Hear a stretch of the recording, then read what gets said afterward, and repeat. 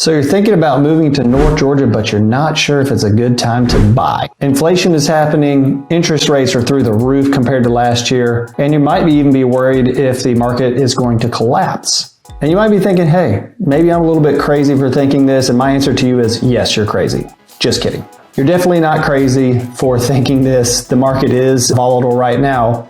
It's totally reasonable to feel this way, especially with all of the crazy seller's market that was just happening in the past 2 years. And we've just had a little bit of whiplash with the market. I talk to a lot of people with the same concerns, and your concerns are totally valid, so you're not alone. There are definitely some reasons to be hesitant about getting into the market and buying a house right now, but there are also some opportunities in the market that I don't think a lot of people are talking about. In this video, I'm going to talk about what's happening in the North Georgia real estate market and what you need to know if you're thinking about buying North Georgia real estate. Hope you enjoy, and let's jump right into it.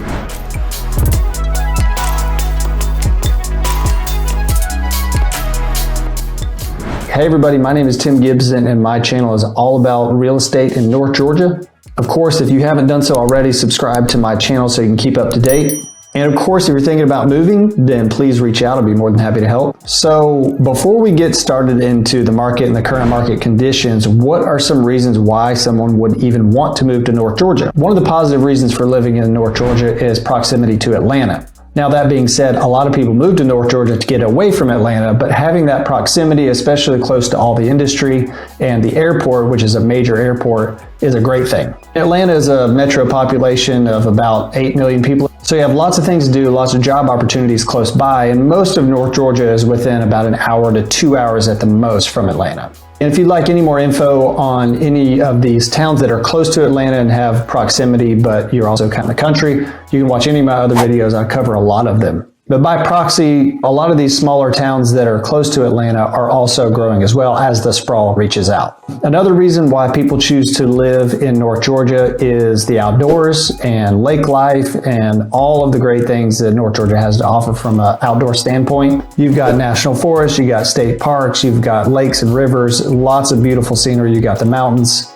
There's no shortage of things to do outdoors, and all within about an hour to 2 hours from Atlanta. Also, a side note, when the whole world shut down in 2020 and 2021 due to COVID, I think people started to realize that a slower pace of life was really important. And in some ways, I think that opened people's eyes to how nice it may be to live in a smaller town, like some of the towns in North Georgia. With that being said, you may think, okay, well, that's great and all, but what if I buy a house and it loses value? Valid question. I get it all the time. And here's what I typically say to people whenever they ask me that question. I think this is true, especially for the real estate market and the stock market. You only lose money if you sell at a loss.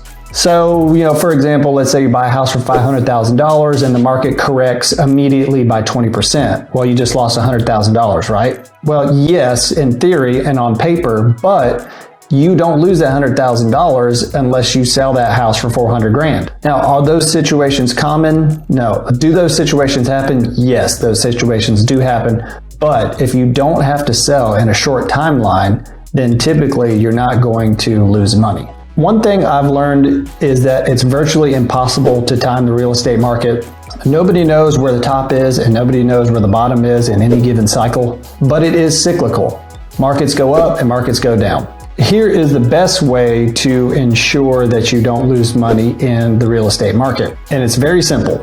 You have to have a long timeline. When you compress any market down to a very small timeline, the market is going to be very volatile. If you're thinking, hey, if I buy this house, this is great and all, but I have a high chance of being relocated for my job, then buying a house and selling it quickly is probably not in your best interest. Can you make money in a short period of time? Of course. Having a long timeline is important. I'm going to show you a couple of graphs here to illustrate what I'm talking about. So I wanted to pull a graph here and I'm going to show it to you on the screen. On this graph from 2017 to 2019 shows a low of about 312,000 and a high of almost 340,000. That's a pretty big swing in that short of a period of time, but what I want to do now is zoom out and show you a longer timeline This next graph shows the median sale price of homes in the U.S. from 2014 to 2022. If you look on this graph from the same time period as the previous graph, you're looking at 2017 to 2019. Look how much smaller the peaks and valleys are just in general across the board. They're smoothed out a ton, and the only factor that we changed is we just extended the timeline out. And just for fun, you can also see the seller's market from 2020 to current. It just exploded and went through the roof. And just to illustrate, I don't want to beat a dead horse here, but we're going to illustrate this point even more. We're going to extend the timeline out from 2000 all the way to 2022. And as you can see, there are some peaks and valleys, but for the most part, these peaks and valleys are smoothed out, especially compared with that first graph that only showed 2 years. So the longer your timeline, the better chance you have of not losing money if you sell. You might be saying, this is all cool and everything, but what about the interest rates? The interest rates went through the roof, and we just had whiplash watching the interest rates go from 2.5% up to 7.5%. Yes, I agree. The rates are very high right now. I'm even going to give you another graph that's going to show you the rate differences between 2021 and 2022. If you wanted a low rate, then you wanted free money. It was down in the 2% range. That ship has sailed. That's probably not going to happen again. Who knows if ever. But you do have some positives if you need to buy a house right now. And let's talk about those real quick. Number one, typically when the rates go up, the demand is going to go down, and sellers may be more likely to negotiate, which may give you a little bit more leverage if you are a buyer. I've worked with buyers recently who have gotten pretty good deals, especially compared to what was happening in 2020 and 2021. Over the past couple of years, it was not uncommon for buyers to pay 10, 20, 30, 40, 50,000 and up above asking price. And if you weren't snapping a house up with a crazy offer that had no leverage for the buyer whatsoever in 2 or 3 days, then the house was gone. You could basically think about putting a house on the market and you'd have 10 to 12, even 20 buyers over the course of a weekend over the past couple of years. But buyers actually have a little bit more leverage right now. What's the real world example for what this looks like for buyers right now?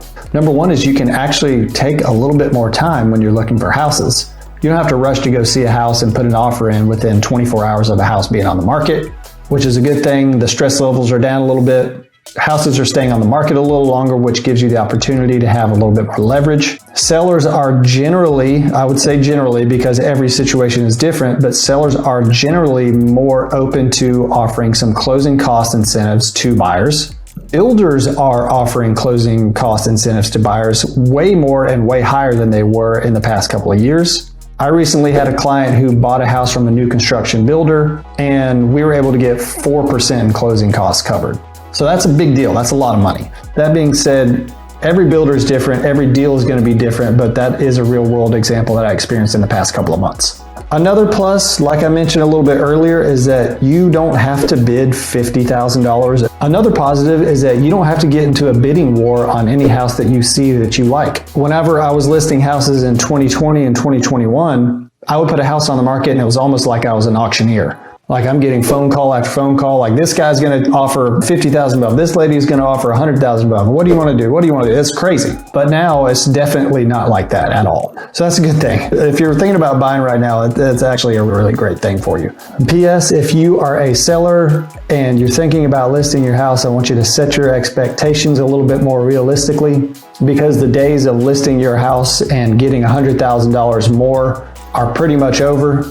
And we're back to a little bit more of a realistic market. If you're thinking about buying, there's one more thing I wanted to add is that inventory is increasing. And part of the reason why the seller's market was so crazy a year or two ago is that there was almost no inventory and the rates were super low. And now we're seeing inventory increase and interest rates increase.